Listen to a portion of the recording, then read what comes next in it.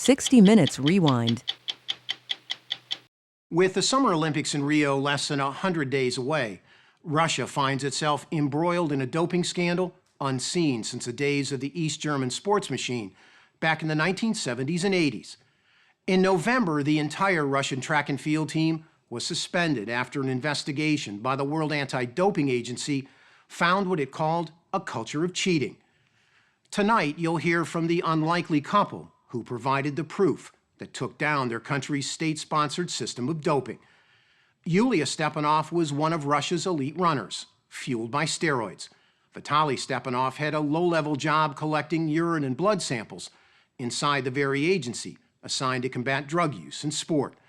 Together, they exposed the dark secrets of their country's doping program, and as you will learn for the first time, damning new details about cheating at the 2014 Winter Games in Sochi, Russia. Vitaly and Yulia Stepanov now live in this sparse one-bedroom apartment somewhere in the United States, which we will not reveal for their protection. It's far from the cries of Traitor and Judas back home, the price for believing in the purity of sport. For me, when you have this 100% belief that you're doing something right, you just follow this belief and let's see what happens. Yulia's maiden name was Rusanova, and her specialty was the 800 meters.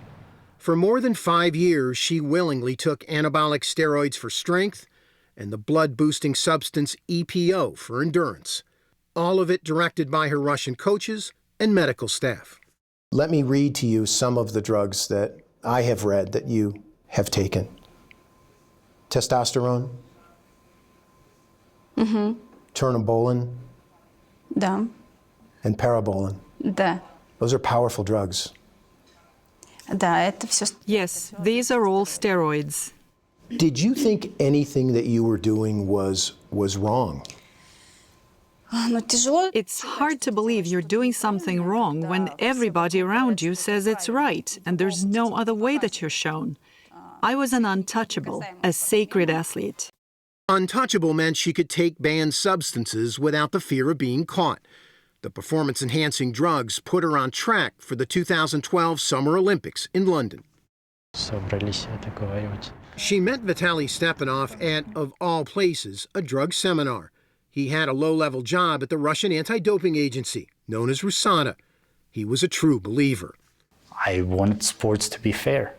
If somebody wins, I want him or her to be a real hero, not a fake one. 15 minutes into their first date, he got a dose of reality. She says, I'm doping. All my teammates are doping as well. And what do you think? I had suspicion, but I was hoping that I'm here to fix something. She says that's not what RUSADA does. RUSADA helps Russian athletes to win medals. RUSADA does testing, but fake testing. Yet somehow two very different lives equaled a marriage. Vitaly now lived with doping at home and corruption at work. There was a situation when I was offered a bribe by the vice president of the federation. Just like that person comes to me and he says, this athlete cannot be tested. How much money do you need? And my answer is, this is what I get paid for and I don't need any extra money. So she was selected, she must be tested.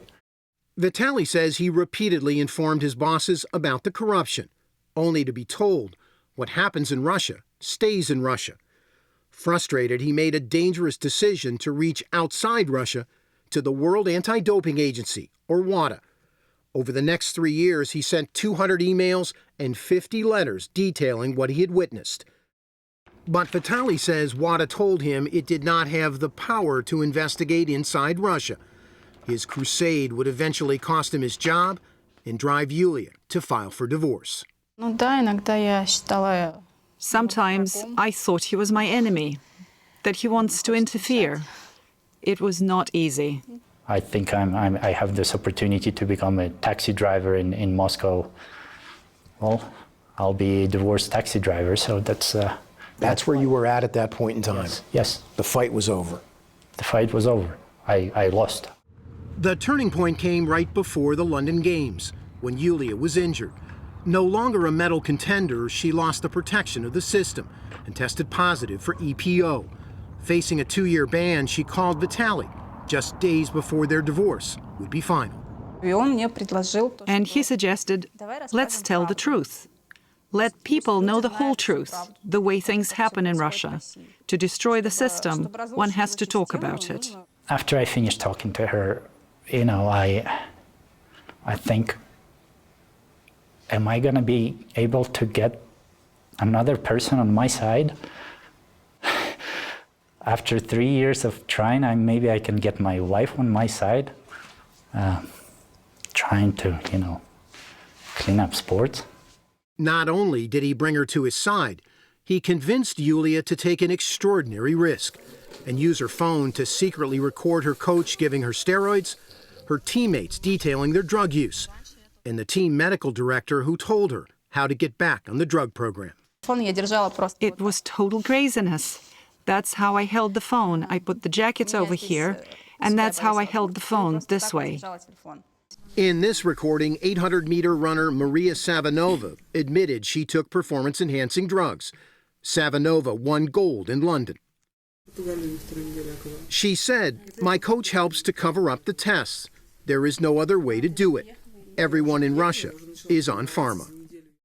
The World Anti-Doping Agency steered the Stepanovs to a reporter at the German television network ARD.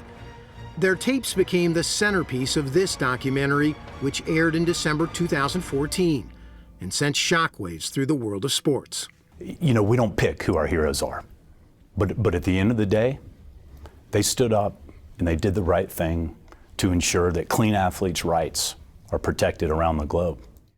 Travis Tigert, the CEO of the U.S. Anti-Doping Agency, has been advising the Stepanovs since they fled Russia.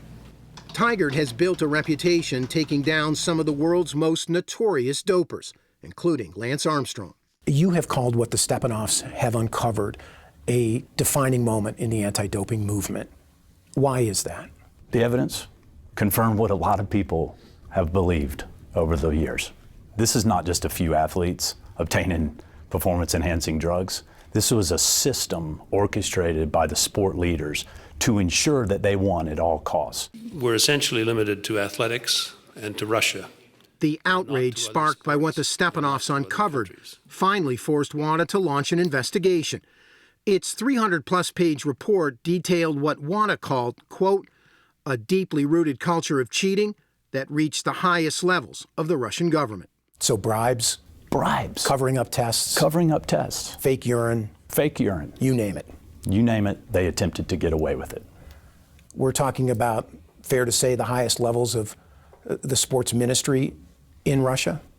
Listen, they're responsible. The buck stops there. The cabinet level position funds and oversees all of sport. So they're ultimately responsible. The story will continue after this. When it came to doping in Russia, nobody was more powerful than Grigory Rodchenkov. He ran its drug testing lab and had the ability to make positive drug tests disappear.